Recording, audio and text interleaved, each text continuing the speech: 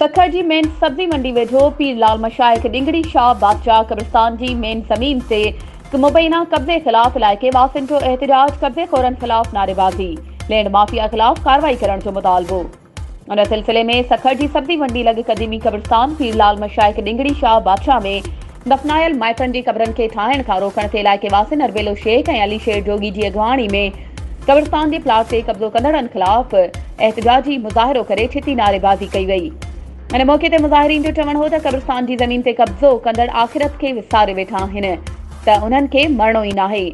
कब्जे mafia group कब्रिस्तान की ज़मीन ते दीवार कढी अध कब्रिस्तान ते कब्जो करण की कोशिश कई आहे।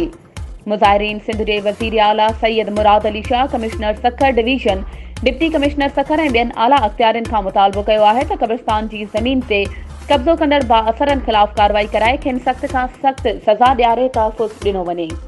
वधीक ख़बरूं ऐं अपडेट्स जे लाइ असांजे चैनल खे सब्सक्राइब कयो